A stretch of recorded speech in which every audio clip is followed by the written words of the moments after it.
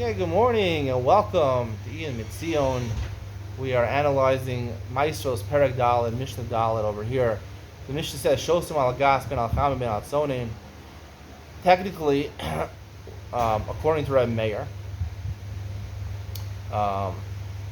which we'll see, according to the Chamim, is the Psak Halacha when it comes to tzonin. If you dilute the wine with cold water.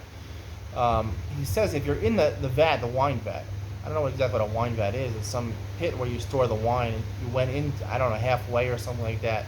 Maybe he's right next to it. Maybe it's in a factory or something like that. He's still in the factory, basically, where the wine is produced. That's basically, I think, the halakha. When you're in the factory, so even if you mix it, dilute it, and you start drinking the wine, good wine over here. You're drinking some champagne or something like that, or you're drinking some Bartanura, Moscato, Asti, Kava, whatever you're drinking, all the good stuff. If you didn't leave the factory yet, even if you drink the Derech Achilas Keva, for some reason it's not called Kavua. It's not Chayav in Shumas and Maasros. So why not? Why not? You're eating it in it's fully processed.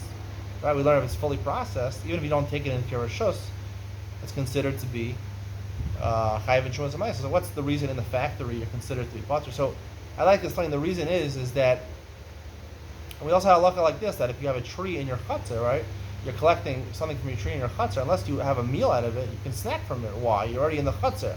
You're already processed. Why not? Because the idea is that the whole purpose of being chayav in shumas and maasros is when at least we fully process the ideas. Pilots explain a different reason. So your chutzner is a different reason. But when it's considered degrading to the Kohanim, Levim, and Aniyim that you're supposed to give them matana, that it's fully processed, it's ready for them, and you're taking before them. You shouldn't take before them. It belongs to Hashem. Hashem says, first give to them, and then take for yourself.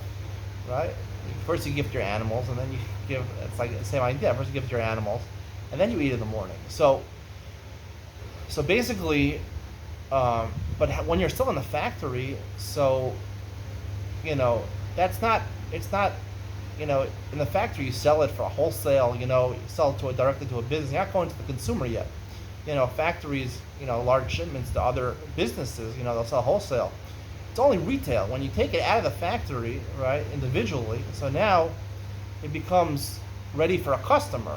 A customer, not a business, as a customer is going to sell it to somebody else. The final customer is going to enjoy it. It only becomes a matana once you leave the factory. If you don't leave the factory, usually things will be packaged and shipped in the factory. So therefore, it's not for a consumer yet. It's B2B, not B2C. B2B commerce, business to business commerce, not business to consumer commerce. And that's not considered commercial yet. It's not considered a matana yet. It's not considered that I have to give it to them. It's not degrading to the Kohanim living in Israel, because at this point, it's not ready to be given to a private person. Kohanim living in Israel are private people, like consumers. You're supposed to give. You're supposed to give to them first before you take it for yourself. So it only has the idea of a consumer once it leaves the factory. That's the conclusion. Today's share. I hope you enjoyed. See you in the next one.